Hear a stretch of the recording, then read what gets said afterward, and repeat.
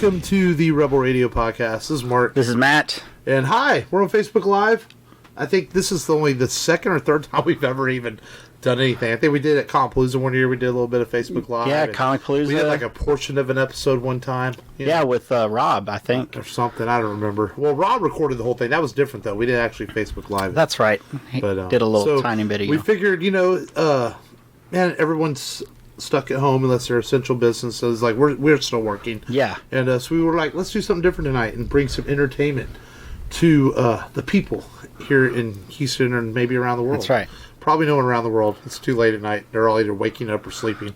But, we figured, hey, let's entertain people and they can see our ugly mugs and see how the Rebel Radio Podcast kind of operates. Yeah, that's fair. And thank you guys for logging in and listening. Yeah, or thanks. watching, in that case, on Facebook Live. And so how's it going? It's been good. Like you said, we're still operating, for the most part, business as usual. But, with the situation that is at hand. This really fucked shit up. Yeah. They announced this week Comic Palooza is canceled for this year. Yes. And, it was a big deal for us, man. We go to it every year.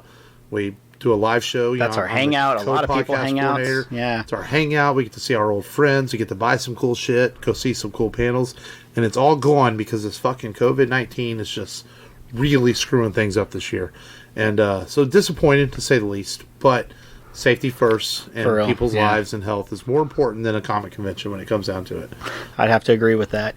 I was pretty disappointed myself because around this time, this is whenever they finalize announcing the big names, right? They were and getting then down to it. Usually we figure out who we're going to, split a photo op together, or at least talk about it. Talk about it. We've done it once, but we at least last year there was just nobody really clicked for us. Yeah. I think we had Queen of Dragons. We probably the most a couple, but notable. But I don't think we wanted to chip in like $100 too each. much money. Yeah.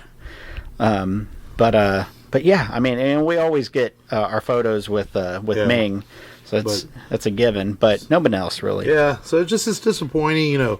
San Diego Comic-Con is already talking. Craig's watching. So hello, Craig. San Diego Comic-Con is already talking about how they may have to make a decision soon, and this thing has just really messed things up for a lot of people. A lot of people's plans. A lot of people that were going to go to these cons and things like that. It's disappointing to say the least, but safety first, and hopefully we get further into the summer, this thing starts ending some or calming down. But then part of me thinks we're in this for the long haul, Yeah, it is Texas, and it does get kind of hot. And I thought I saw a report about over 80 degrees is kind of like the sweet spot where this stuff starts to get affected. Yeah. And it was 82 degrees yesterday, not today. It was kind of like mid-70s. But, hopefully we have more of those, 80 degrees plus, 90-degree weather. This thing off. Yeah, for real. And, but most important is everybody be safe out there. And, again, take care. That's kind of why we went live on Facebook tonight. We're like, hey, let's entertain some people. And to the best of our ability with our ugly mugs and podcast for you. And talk our kickoff for our theme month. The sequels that made us month. This is kind of our kickoff. Starting a little early, late March and going into April. Yeah. And basically covering some movies, sequels to movies that we've already covered previously. So we thought that would be kind of a cool idea for a theme month. And but before we get into that, we always start the show with Download This, where we tell people what we've watched, streamed, and checked out this week. And watched a lot of stuff because we've had a lot of time. Yeah. And, so what have you watched, man? I have watched Zombieland Double Tap. It was like on sale as a rental for like 99 cents. And I watched that, and it was okay. I wasn't a big fan of the first one enough to really watch the second one. The second one had like one of the funniest dad jokes I've ever heard, because my dad had told it to me once, and he's like, "I'm Blackfoot Indian." Because your feet are black whenever you run outside because of the dirt. And then Woody Harrelson uses, it's a dated, dad joke. But Woody Harrelson says that in this film.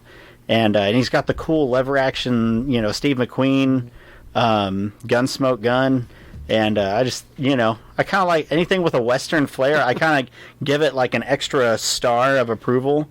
just because it's got that flair to it. Yeah. So I went ahead and just it's watched that. It's kind of me that. with swords in movies. Sometimes like, okay, it's got a sword in it. This movie's got swords. Okay, I'm going to watch it. It might be horrible, but it's got swords. Swords, yeah. And then we watched last night the movie. I fell asleep about 30 minutes in. We watched Hills Have Eyes remake, the 2005 remake with Wes Craven, and you've got Ted Levine, I think, is the Buffalo Bill, basically, and the science teacher that is in like some random films from the Spider-Man films, and then the girl from Hocus Pocus.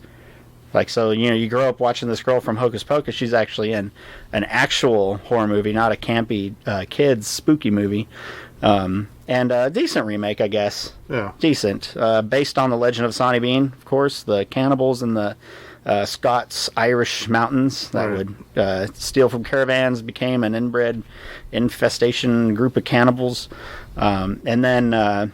as far as I know, I'll let you do the other movie that we both watched together. I know you watched a cool film, but we'll talk about that in a minute. Yeah, but for games, downloaded a couple games. I downloaded Resident Evil and Resident Evil 2, both remakes, because they were on sale.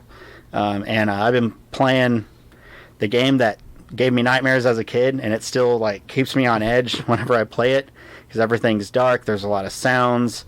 Zombies break through windows, and man, it's like it brings back memories. And Jackie thinks it's friggin' hilarious. She's like, "Oh my god, I should video record you right now. You're freaked out." And I was like, "Yeah, I'm freaked out." I was like, "You know what I saw as a kid? I saw a liquor as a kid." It's basically a genetic zombie experience gone bad. Did you ever play Resident Evil? Yeah. Okay, you remember Resident Evil 2? Yeah. That was the coolest storyline. Rookie cop, first day on the job, zombies. Fuck this, I quit. But it's I've been having fun playing it. I beat the first version of William Birkin, and I'm gonna progress through the game and see how I do. As long as I have the time to do it now. Yeah. Well, I took advantage. CBS, a lot of people are offering service. CBS offered a free month right now of CBS All Access, so I signed up for it, and because I'm not a huge Trek fan, but I wanted to see Picard because it genuinely, the trailers and stuff interested me. And so I've been watching Star Trek Picard, and it's really good. It's not your typical Star Trek, which I think is why I like it more. It's there's cussing in it, which is weird to hear cussing in Star Trek. But it's a very much, it's not Starfleet driven. It's more of a older, not broken down Picard, but weary of what his life has become with no ship to lead anymore. So he looks for a final adventure. Oh shit, a cough, coronavirus. No, I was kidding. And so he takes on a new adventure, so to speak, and to search for what he thinks could be Data's daughter. And it's really well written. It's a little slow in parts, but I don't mind the slowness of it because I think it's so well written. I've been watching it fast. I've already watched half of it. It's nice. It's only 10 episodes, and I'm already 5 episodes through, so it must be holding my interest. It's kind of a direct sequel to Nemesis, the last Next Generation movie, and the Picard storylines that have to do with the Borg in the Next Generation, then it is an overall sequel to the series. So it's kind of a continuation of the events of Nemesis and his run-ins with the Borg on the show whenever they took him over and things like that, and he became Locutus of Borg. So it's really good. I actually am very impressed with the Star Trek show. It's really well written, very well acted, and good stuff. And so if you go to CBS All Access right now, I think the code is GIFT. Type that in, you get a free month of CBS All Access, and you can watch that. And I was searching through it. There's not enough on that thing to make me keep it. Yeah, I might try to watch Picard and maybe blow through Discovery real fast and see if it's any good. But I just there's not enough to make me pay $5.99 a month for it. Yeah, right now. But that's kind of like similar to what we did with YouTube Red. Yeah, just got the free promo and then watched Cobra Kai season 1, Cobra Kai season 2, and then ducked out before the subscription started hitting us. Yeah, but it's almost the only thing watching it though. It's like I kind of wish it was on like regular TV where more people could access it because streaming is easily accessed, but it's still not totally common. And you know, Paramount wants to revive Star Trek and have it do well. We'll put this really good show you have on regular TV where people can watch it. But unfortunately, you have to. It's behind a paywall, so you know, it's their choice. So, but I'm sure diehard Star Trek fans are watching it. But I think it's good enough that you would hope that the general audiences would be able to watch it too that don't want to pay for the show. But oh well, it's their choice. And then also we both watched Onward. You know, of course, with all these movies leaving theaters because all theaters have closed. They've gone to video on demand very early. Onward came out digitally released already, and a certain dumbass sitting to the right of me paid $20 to buy it, even though it's going to be on Disney Plus on April 3rd. I guess I called you out on that. Yeah. So, and because I am friends with you and I have your video account, I was able to watch Onward also. And I tell you what, Pixar, man, they continue to just do it. You know, and they bring you a really good movie off often, and man, that movie hits you in the feels though. Pixar's good at that too, whether it's Up or Toy Story or even Finding Dory. They're really good at pulling the heartstrings. Yeah. Don't you agree? I think they're really good at finding a common, you know, emotional, you know, drawstring to just yank on every film. It's you know, they've done it with Andy, you know, and letting go of your childhood. And they've done it with feelings, with Inside Out, you know. So this is a common theme that they do. You know, everything has feelings, right? You know, it's just different things have feelings. Bugs have feelings. Feelings have feelings. Elves have feelings. But it's really cool, and I found myself laughing and you know, being emotionally tied to it because you kind of see this. Journey that the brothers go through, and you know, Ian, it's kind of like a, you know, growing to be a man. And it's extremely well written. Yeah. It's really well animated, which is come to expect it from Pixar. I thought one thing that stood out to me is the voice acting on it is really superb. Tom Holland and Chris Pratt are really good in the movie. Very good. Which I thought they sold you these animated characters, which is something that an anime movie should do, and Toy Story does a good job of it. Yes. And sometimes Disney does a good job of that overall, but sometimes you notice it more in other movies. And that's how I felt in Onward. I'm like, they really sold these characters, like you believe these brothers are in this fancy world, like you went on this journey with them, you know? Yeah, you were definitely along for the ride. And yeah, there's a lot of fear that Ian goes through and anxiety that I think you can relate to, you know, as you know, especially if you're an introvert. You know, Ian's the introvert, and his older brother is the extrovert. Yeah. Is very out there, very, you know. And that was very emotional. It was emotional and hard for me to watch because having lost my father. Yeah. And the whole story of these ideas, getting to spend one more day with their dad, it was really hard. It was hard for me to watch, honestly. And I might be a grown man, but I was tearing up some. I was like, this is a pretty emotional movie. Yeah, and the I didn't kids think loved about it whenever because you're like, you didn't warn me about this. Yeah, man. I told you. And I was like, it was crap, man. I was like, this is like Big Fish level for you, kind of. It's pretty hard to watch at times. But that's the power of Pixar and Disney and what they do with animation is they bring these characters to life in a way that no one else does, you know, and they make you draw them Long joined. So, you know, hi Long, hi everybody. Yep, we're on Facebook Live. I like looking at the camera. Yeah, what's up, Long? But you know, but yeah, Onward is really good, man. It's worth watching. But don't spend $20 on it. Wait till it goes to Disney Plus on April 3rd, Matt. Or, you know, get like, you know, 3 people to like... Or have friends that are dumb and they buy it early and they can log in their video account. I'm like, well, I'm going to watch the motherfucker since he bought it. Yeah. Yeah, I'm a doggy on that. Oh, yeah. Like, you know it's coming to Disney Plus like 3 months from now? Sure, but a week, man. A week. You know, I can't wait for nothing. You could have waited a week. I can't I know wait. you can't. Yeah, man. But, oh, well. And, what else did I watch? I guess that's all. I've really just been watching Picard. It feels like I watched a lot being off work. Well, not off work because we're still working, but being home in the evenings. Mm-hmm. But I guess really just watched a lot of Picard this week, and I haven't played a lot of games. You know, I go through waves of video games though, where I'll play them a whole lot.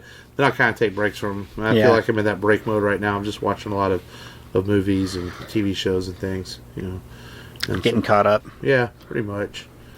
You know. Yeah. All right. I was trying to think if I watched something else. My brain was trying to work there for a minute. Slowing down. Stop doing that. It is 10 o'clock at night. My brain doesn't work that good. So, so let's get in today's featured film then. The sequels that made us month. We rebooted the show with episode 81. That's when we started covering movies. So we were like, let's do sequels to movies we've already covered. In episode 81, we did Batman, 1989, of course, with Jack Nicholson and Michael Keaton. So what better way to start out the sequels that made us month with Batman Returns? The 1992 sequel. Yes. Directed by Tim Burton. And I wouldn't even call this a sequel. It's very much a standalone film. Other than Batman exists and the world looks the same, it has nothing to do with Batman 1. And that always bothered me even as I wasn't a kid. I was in high school when this came out. And I'm like, where is Batman returning from? That's my biggest problem. But you want to summarize the film? Yeah. So basically, it opens up with a very Tim Burton, setting. It zooms through the landscape, and you get the origin story of Penguin, Oswald Cobblepot. And you have you see his hard childhood, zooms forward into today, where you have Maxwell, forget his last name, but basically Walken's character, and he is looking to sign a big power plant deal with Wayne Industry and make this new power plant, which actually sucks power from the city instead of making power. I don't know how that works, but Oswald Cobblepot comes back up and decides he's going to kill Max's son in the middle of this big business ceremony, and he basically blackmails him. He gets help to become mayor from Walken's character. And then you also there's a lot of key pieces in here. That's the thing about this movie, a lot of pillars. So you've got Walken, you've got Penguin, you've got Batman, you've got Catwoman. And Catwoman probably has the most solid origin story as far as like origin stories bizarre. That are being told. Cats eat her fingers and stuff. It's weird. She's revived by alley cats. And she comes home, starts scratching stuff up, starts sewing stuff into this latex cat suit, which looks cool. I think it's the coolest looking cat. So basically, Catwoman. her and Penguin team up together to try to take out Batman. Yeah. But then Catwoman has other motives. She wants to take out Shrek because he was mean to her, basically, and pushed her out the window. Yeah. Tried to kill her. And then Batman is just sort of in the middle of all this. Yeah, Did you notice that rewatching it? Like, Batman's just... There's no plot for Batman in this. He's just sort of there to stop... Really not until they try and frame him for the murder of this... which is really late in the film. For Miss Christmas or whatever. Yeah. Miss Gotham. And then it's got a very anticlimactic third act. The battle just isn't... At the end, just isn't what you want it to be. There's some bad lines, some campiness, so it's a very mixed bag. You've got this dark setting, and this movie that's supposed to be very dark looks great. I think it looks great, but they pass it off as this film that's supposed to be very moody, very dreary. But then it's got these campy moments, like with the car, and then just with the liners. He tells Catwoman to eat floor at one point. Yeah, I'm like, eat floor. Yeah, So, man, I saw this in theaters back when I was in high school. I was super excited for it because, it was a sequel to 89 Batman. And I remember coming out of theaters thinking, like, okay, that was all right, but it wasn't as good as 89 Batman. And, rewatching this now, I feel like maybe everyone's hearts weren't in it. None of them had contracts for sequels. Michael Keaton, Tim Burton. Tim Burton only came back if he had complete control. And it's funny, is the studio had a script already in place, but Tim Burton didn't really like any of it. Keaton wanted more money, to come back. $10 million. Yeah. Danny DeVito was like the only one that was kind of on board for doing it. He was like, I'll do it, Yeah. Only because his friend Jack Nicholson told him to do it because you're going to get paid big money. But I feel like Burton, and that's kind of what I felt like, DeVito's really good, and so is Michelle Pfeiffer. All of them are good but actors. Keaton's okay in this. Yeah. He's not as good as he is in 89 Batman, and like you said, it's just kind of a paycheck movie for him. It's like Hart didn't feel like it was in it. Tim Burton's direction is not as solid as it was in 89 Batman. It's too much creativity that There's almost they gave too much him. going on. Yeah. It's really bizarre, like the circle, was it they call the circus gang or circle gang? They just sort of show up at the beginning of the movie with no explanation for anything. But I guess they've been working for the Penguin all these years. And then I thought, one thing I never noticed was when the bat symbol goes off at the beginning of the movie and it symbols into his house, Like, no one's driving by or visits Wayne Manor and doesn't ask him, hey, how come we have giant bat symbols on these lights? Yeah, I know, right? I guess he never has visitors. So the movie, you made a really good point. This movie's a real mixed bag of just all kinds of stuff. Some of it's really weird. Some of it doesn't make sense. Yeah. The plot is all over the ridiculous. place. It's all over the place. It's like if you took away Christopher Walken's character and took just his intentions and you kind of put that onto the Penguin and then cut all the other crap in between, I think you have a good film, a good plot. The original script, but before Tim Burton came on board, that was all Harvey Dent. He had the role of like this business guy that was, I'm sure it wasn't the same plot, and Billy D. Williams was supposed to come back, and the Penguin was going to lead to the creation of Two-Face at the end of the movie, which would have led into the never-made Batman Triumphant, which was going to be the third Batman film that Burton was going to make. But when Burton came in, he rewrote it all. He created the Max Shrek character, and he wanted Penguin and Catwoman. He didn't want a third villain in there, so he changed some of that. And and I often wonder what that movie might have been with Billy D. Williams as Harvey Dent. Yeah, and we also had Marlon Wayans waiting in the wind to be Robin. Yeah, that was a rumor at one point. They held him for, I think it was like $100,000 to just hold him, and eventually they cut him because, look, there were too many chiefs in this film, so they cut him, and then you had Schumacher. Go with Chris O'Donnell.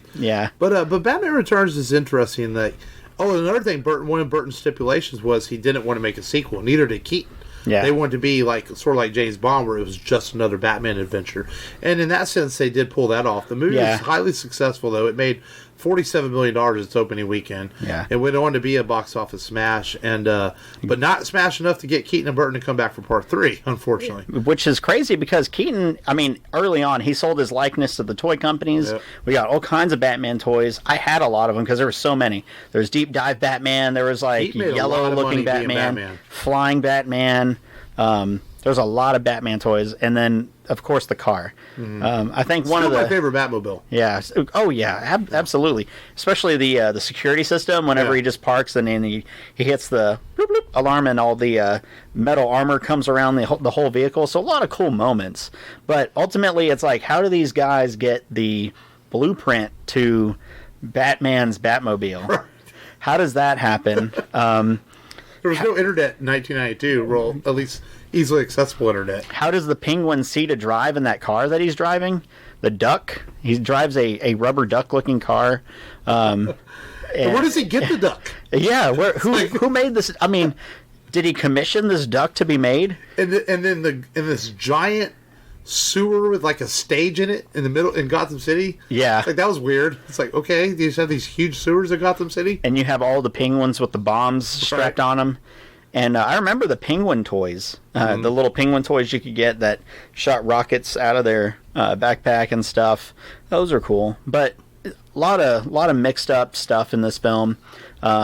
It's not for lack of trying, as Jeremy Irons would say, not for lack of trying, but it's too much creative power. But there's some good stuff in this movie too. Yeah. Michelle Pfeiffer is genuinely very good in her role. Oh, dude, she's a little bit hammy, but a little bit serious too. She's enjoying the part, even though she hated the suit, because they basically vacuum sealed her into it to the point where she would only be able to perform 6 to 10 minutes at a time because she got so hot she'd have to cool down, almost passed out.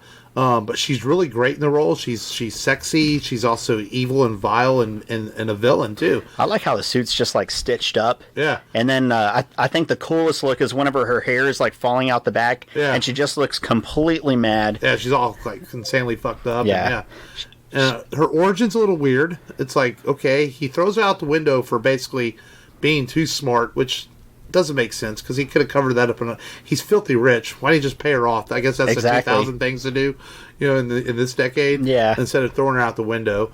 So she comes back to life by these cats eating her. So that's a little really out there Tim Burton type stuff. Yeah. Because I don't ever remember reading a Batman comic ever where they eat her fingers and she comes back to life. Yeah, that was weird. And she's not really a cat burglar like the typical Catwoman has always been portrayed. No, she was like an anarchist, She was putting all the canisters in the microwave and making it blow up. But she's got the coolest scene whenever she's just right there in between Penguin and Batman. And she has the best one-liners too. Yes, she does. Like when she tells the police officers, "That's y'all's problem. Always, mixing your pistols up with your privates." I mean, she delivers them well. So she gets some of the best lines. She gets some really good lines with Batman. Yeah. Of course, everybody talks about the famous Batman kissing, licking scene. Yes. Which this movie came known for. It's probably how they got Keaton to stay on. Right. Like, okay, look, we're going to have Michelle Pfeiffer lick you in the face. Okay, right. okay, I'll stay. When she's writhing around in the bed, I mean, it's like, it's pretty hot. She was very much in the prime of her career. Oh, for sure. The lines, though, I think one of my favorite ones is, I was trying to help her. Every girl you try to help winds up dead. Yeah. And it's just like, these lines for days. And she legitimately enjoyed the role for the most part. She said before if Burton had done part 3, she would have came back. But once Burton and Keaton were out, she had no interest in coming back for Schumacher. And I think there were rumors at one time, if I remember right, that Schumacher wanted Catwoman back for Batman Forever, but Michelle Pfeiffer had no interest at that point. But she's good in the role. And both villains are. And these, the 90s Batman films became known for that. They became known as like the villain Batman movies. Yeah. And Batman was just a background character.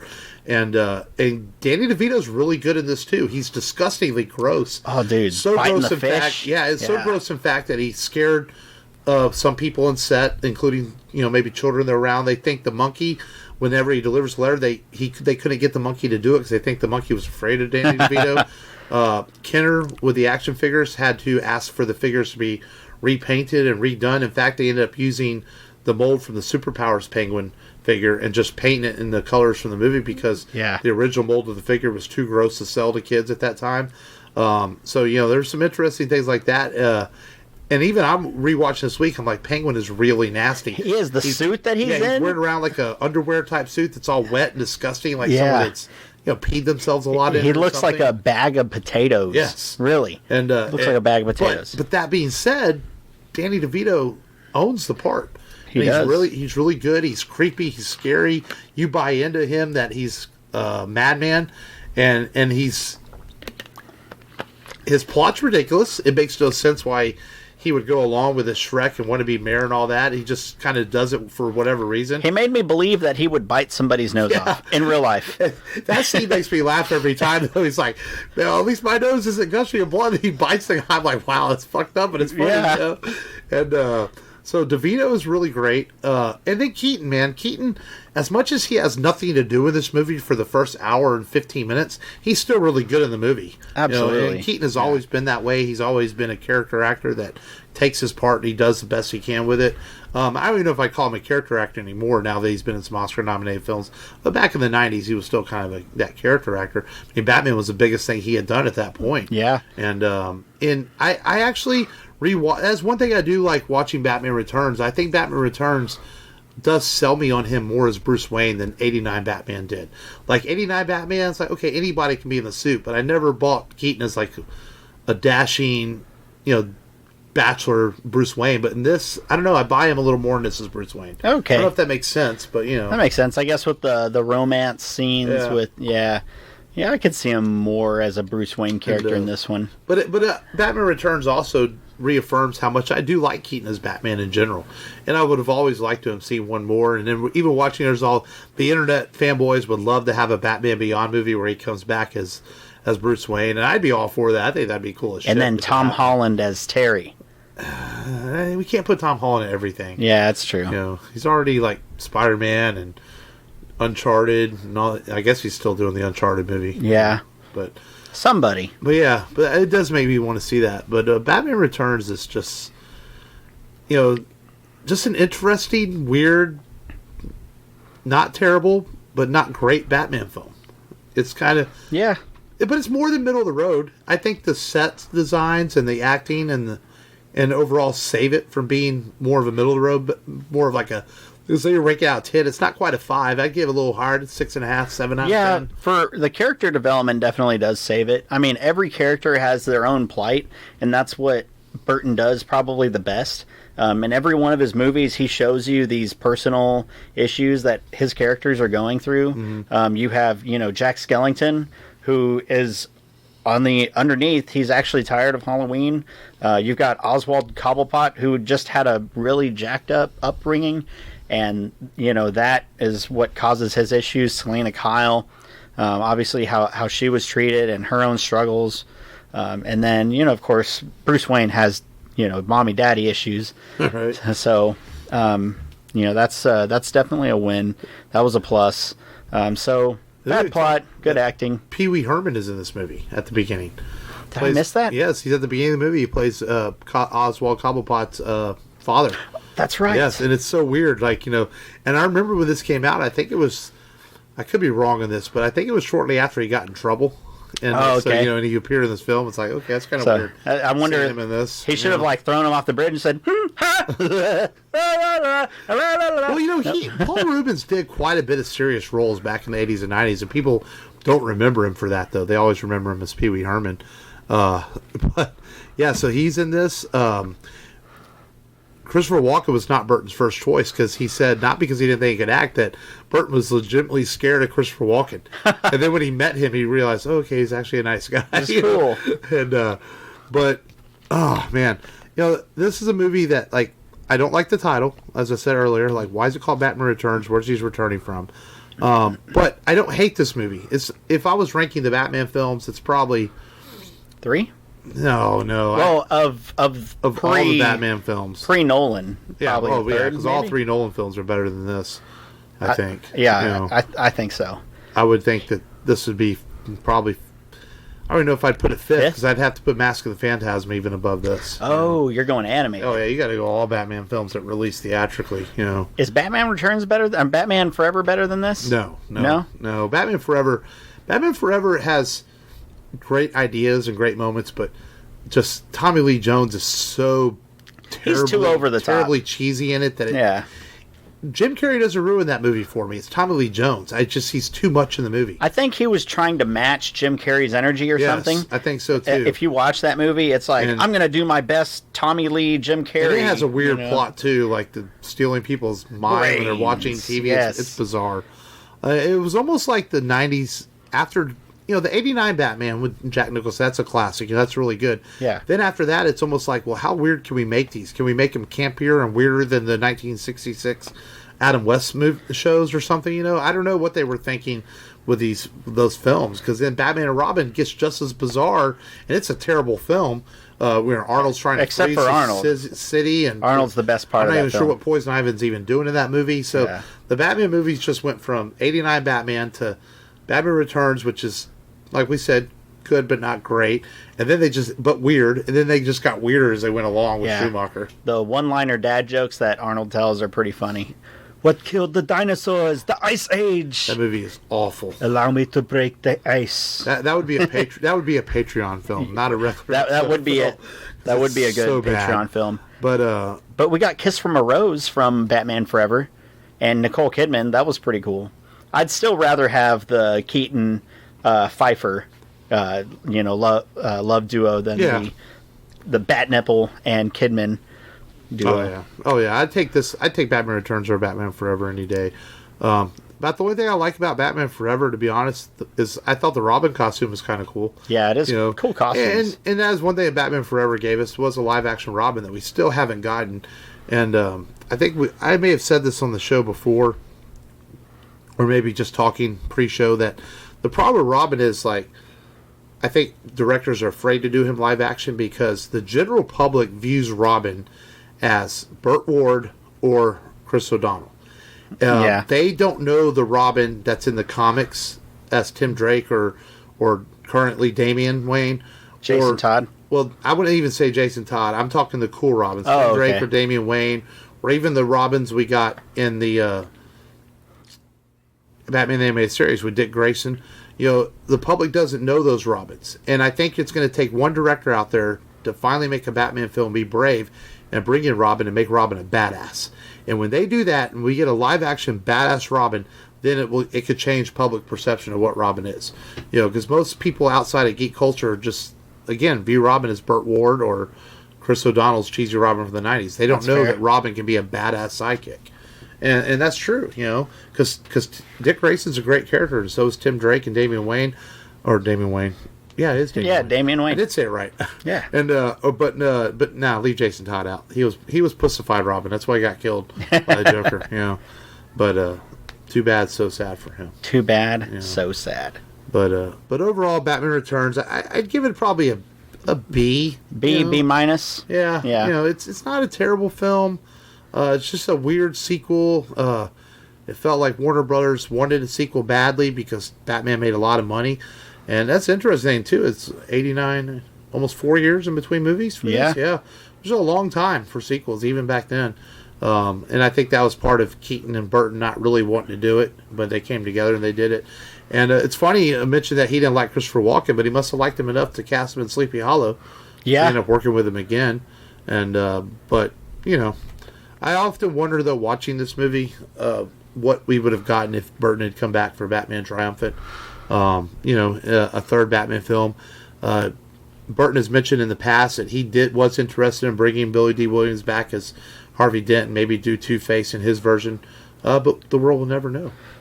But what's interesting is Christopher Walken. I didn't realize this until I was researching this movie.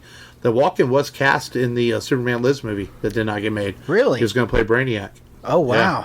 Thought that was interesting. That would have been interesting. So Burton had cast him in that, too. Cage, Walken. Yeah. I still wanted to see that movie. Yeah. Even though it looked absolutely ridiculous, I think that's why I wanted to see Superman Lives. Because, like, how bizarre and fucked up would Burton had made a Superman movie. Yeah, you took the Con Air hairstyle Nicolas Cage and then put him in this alien-looking suit. Yeah, I mean, if you can make Batman Returns and be a weird, strange, Christmas-themed penguin Batman movie, man, he would have been a really bizarre Superman movie. But the world will never know. The world will never know. You know, yeah, maybe one day. No, not one day. There was ideas at one time. They did have ideas at one time. DC Comics actually went to... they were going to do a Batman 89 comic in continuity, where they were going to continue the stories after Batman Returns and make comics, and they were going to use some of Burton's notes and scripts and stuff to make comics. That would have been cool. DC, the powers that be at DC, did not go for it. And but they... some artists over at DC did submit that at one time, or pitched it, so to speak. And there was some concept art and stuff of what it would have looked like. I always thought that would have been a cool idea, you know, to continue the Keaton Batman world in the form of comics. It definitely looked good. It looked the part. Oh, yeah. Watching this on Blu-ray, because, you know, I got my new TV recently. Watching this in ultra high def, and just off the Blu-ray, it looked really great. It didn't look like a 1992 film. I'm like, wow, this TV really makes this movie. And Warner Brothers does great work on their Blu-rays anyways. Yeah. They're one of the better companies when it comes to their Blu-ray quality. And the movie still looks really good even years later. And it sounds good. Danny Elfman returned to score this film. They took 50% of Warner Brothers lots to build sets for this. Oh, I didn't know that. Big, obviously big sets. He's driving through the streets. And then you had to build the big stage, right? Yeah. Yeah, so... The Penguin stage. Yeah, then they would move sets around and kind of tear them down as they were going if they were done with them, so they could free up parts of the lot. So I didn't realize that. It's interesting. You watch this, you would think that it was filmed maybe on location at theater or nothing, but 80% of this film was shot in sets on Warner Bros. Studio lots. So that's kind of cool. Yeah. Practical effects. You know, let's just... a foregone approach. Nowadays, I mean, Nolan did use a lot of practical effects in his films, but... a lot of that was filmed in Pittsburgh and Chicago, and then they did use CGI to make the cities look different with the helicopter shots, you know, and all the bridges and all that, you know. So they do some things that were a little bit different. Yeah. So, but practical effects, I like them. So, but Batman Returns. If you haven't seen it, shame on you. You should have seen it. Yeah. You know, and but you know, there's some younger people that maybe have not seen this. Yeah, you know, the Gen Z types. I don't know if he's on the Facebook Live, but I met a young person this week that hasn't seen The Thing. Really? Yeah, Adrian, I'm talking to you. And it's on Amazon Prime, Adrian, so you need to sit down and watch The Thing. Yeah, it's John Carpenter's classic. A movie we talked about doing that Halloween this year. It could very well be coming up for our Halloween month. So, do your research, Adrian. Yeah, Kurt, can't go wrong with a Kurt movie. No, never a Kurt Russell, unless it's like maybe Overboard. Oh yeah, Overboard. Yeah. Or Captain Ron. Captain Ron. That movie's funny though. Yeah, it is. It is pretty campy. But yeah, so Batman Returns, man, it was our first movie we covered for the sequels that made us month here on the Rebel Radio podcast. Yes. So that's it for that feature film. Let's talk some news. There actually is some news this week. I think as much as the coronavirus has stopped the world for a lot of things, there are things are still having to go on. You know, studios are having to plan movies and things like that. Yeah. And so things are starting to move forward. And first thing is Ryan Reynolds is talking about doing a Dragon's Lair movie based on the old video game. Okay. And doing it for Netflix. And that's kind of cool. I just remember my biggest Dragon's Lair memory is that the game was really, really hard. You know, and I think there was an animated series too, wasn't there? Probably. Yeah, probably. Yeah. And but you know, that was NES, right? Dragon Slayer. it might have been, yeah, it might have been. What NES game wasn't hard? And but I tell you what, though, that's the thing right now, man. 80s IPs are very popular.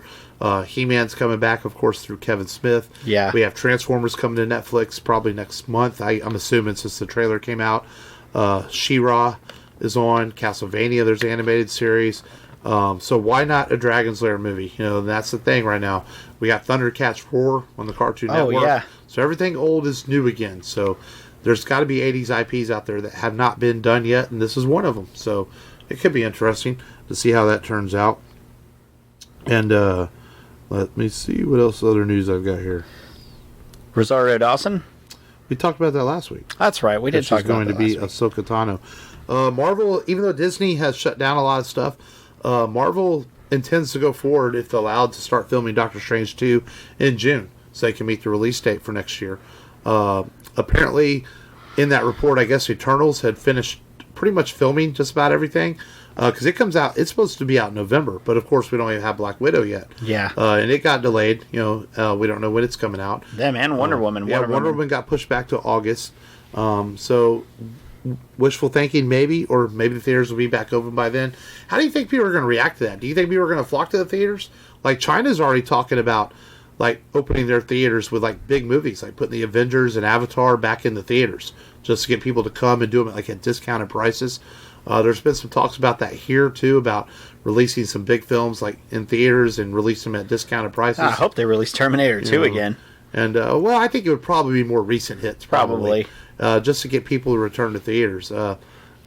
Like, with all this going on, like, would you feel safe going to theaters? Like, once they open back up? Not right away. No. Maybe, like, give it another month, probably. Yeah. Or maybe catch an early morning screening when it's not busy and bring sanitizing wipes with you and wipe it all down. Yeah, bring one of those Russian Soviet gas masks. And it's a shame, because the theater experience is something I still enjoy, and I like seeing movies on the big screen. So I hope this doesn't ruin it, and I hope we can get back to normal when it comes to that as soon as we possibly can. Michael Biehn, man, one of my favorite actors, is going to be in The Mandalorian Season 2. That's right. That was the Mandalorian update. Yeah, that is cool. And Bill Burr is also going to return for Season 2. But I'm excited for Michael Biehn, and being that this guy was Hicks in Aliens and Johnny Rico in Tombstone, I really wanted to play like another bounty hunter. Is that okay to want that? Yeah, but he's also going to die. It's Michael Biehn. I know he's probably going to die, but I still... But if he plays a badass bounty hunter that competes with a Mandalorian or something, and he fucking dies like that, that'd be cool. Yeah. You know? Or maybe Baby Yoda can do the hand thing and, like, choke him or something. Oh, yeah. You know, as long as he has a cool death, I'm okay with that. You know? And, Kenny Rogers? Yeah, Kenny Rogers. Kenny Rogers passed away this past week. Early this week, yeah. Yeah, not something that we normally would cover on the Rebel Radio podcast, but he's from Houston, and we're in Houston. And so, for me, I'm a little bit older than you. For me, like, Kenny was, like, between Kenny and George Strait, those were, like, the guys that were country music growing up that my parents listened to. They'd spin their records. You know his songs, you know, and so he was kind of close to the heart being in Houston. And never a huge country music fan. I always lean more towards rock and roll, but I can respect country, and I certainly respect Kenny Rogers and what he brought to country music. And I always remember everyone thinks he did a lot of theatrical films, and no, he only did one. He did Six Pack, which is about the kids with the race cars and all that. Yeah. And he did a lot of TV movies, so people always mistake that he was an actor, and he was, but only one theatrical release. And people, you tell them that, they actually are surprised to hear that, because they remember Kenny Rogers being in movies, and he was, but a lot of television movies. You know, had the Gambler movies and a few other movies he did, and but just a soulful Southern country voice, a storyteller, singer. Yeah, as one of the last of the great ones. and he will be missed. I'm not gonna lie, man. I jammed some Kenny Rogers that You told me. after I found You're it. like, I put it on YouTube and I was watching some Kenny Rogers and listened to it, and I'm like, man, this guy had a voice, And I will always remember. I bet my parents probably took me to the rodeo and probably saw him back in the '80s. I would imagine. Wow. At some point, I have to ask my mom, but I bet I probably saw Kenny Rogers in concert before I even knew what concerts were or remembered him. My first country concert was in I think it was 94 or 93, and it was Billy Ray Cyrus at the Houston Livestock Show and Rodeo. Yeah, he had come out with the Achy Breaky Heart that year, which we had to square dance to in elementary school at the time. My son got to square dance to Cotton Eye Joe, which is way cooler, especially the remix version. That's pretty cool. But yeah, Billy Ray Cyrus for me. You win. You win the first rodeo concert thing. And a bit of kind of big news that Diamond Distributors, which in some ways this is a controversial topic if you're kind of following it. Diamond Distributors is halting comic book deliveries right now, starting this week to comic book stores. First time that's ever happened in the industry because of the COVID-19 virus. And it's controversial because there's a lot of creators out there, especially independent creators, that feel that Marvel and DC have allowed this to happen. That they've allowed there to only be one major comic distributor. So it has independent artists scrambling to see if anyone else can distribute their comics because some cities, comic book stores are still open. I know in Houston, a lot of the big Bedrock Comics and some of the other comic companies are still trying to get comics to their subscribers through mail or whatever. Yeah. So for them to not get their comics is affecting their business and affecting the fan base because the mail's still running.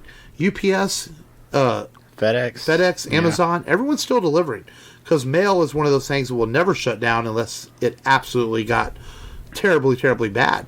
So in questioning that, comic shops and fans are questioning, well, why are they shutting down when the mail's still running? And Diamond Comics, has given the typical answer saying, hey, we're protecting our employees and things like that. So it's got both sides. I don't collect anymore, so it doesn't affect me that much, but I can see how it can affect the businesses. But I also see how Diamond Comics has to protect their employees and keep a lookout for them because it's big business. But I also see the flip side where creators are angry because they feel that DC and Marvel have allowed that over the years to only be one major comic distributor. But unfortunately, DC and Marvel have the big bucks to control that, and they've allowed Diamond Comic Distributors to become the big bucks distributor of comics. So, and how do you fight that? It's weird that there's a monopoly on something because you figure there'd be some kind of some kind of exclamation mark that pops up on that little detail, and maybe they mandate 2 distributors, right? But that's pretty sad. I know we see local comic book artists at Comic Palooza every year, and hopefully they're able to find a solution to get their art out there and stay afloat. Yeah. Well, and that's the thing.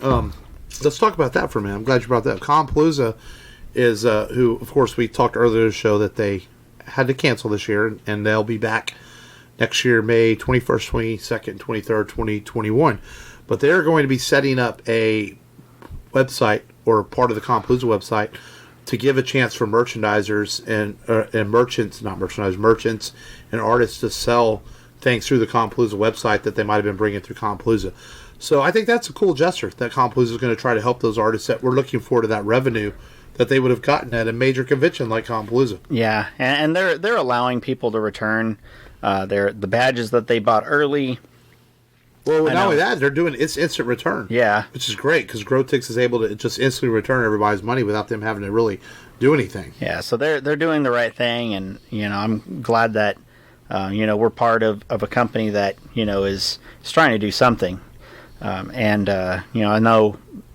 know the Houston Texans aren't our favorite football team right now. They donated $50,000 to the Houston Food Bank. I think J.J. Watt and his wife donated $350,000 to the Houston Food Bank. So it's cool seeing these, Houston-based organizations doing their part. Yeah.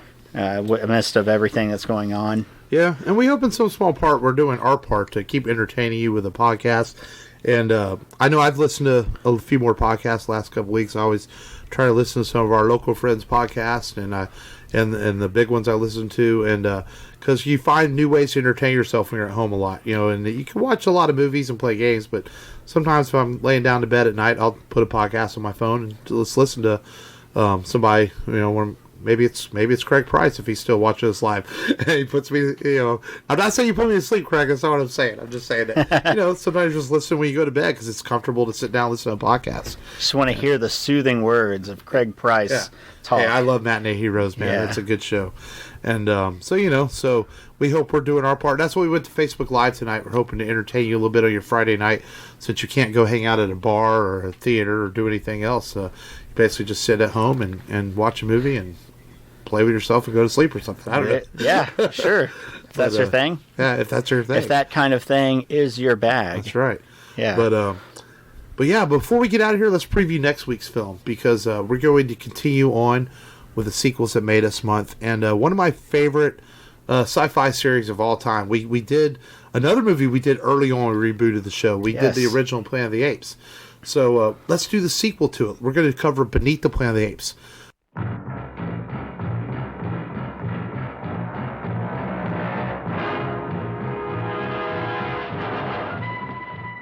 Planet where apes evolved from men? There's got to be an answer. Don't look for it, Taylor. You may not like what you find. Damn you all to hell!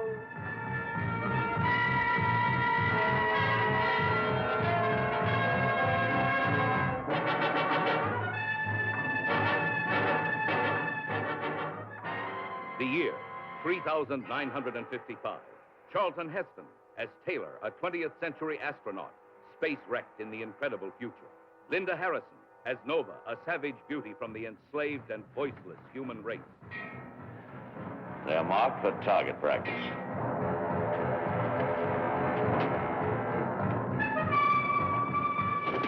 James Franciscus as astronaut Brent on a reckless mission to rescue Taylor, trapped by the swaggering, brutal master race of apes who dominate the Earth, a planet shattered by the atomic war of a distant, forgotten past.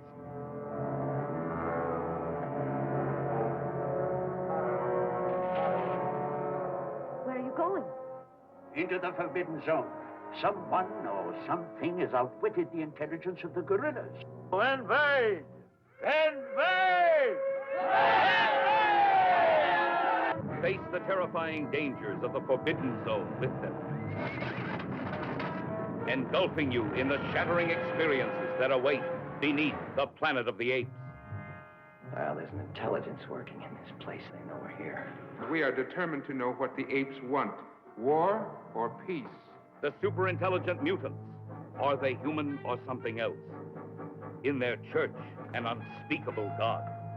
The Doomsday Bomb. Behind their faces, an unbearable secret. We don't kill our enemies. We get our enemies to kill each other. The irresistible war machine of the guerrilla army versus the devastating secret mind weapons of the subterranean mutants in civilization's final battle to answer the ultimate question. Can a planet long endure, half human and half ape? Is it the beginning or the end?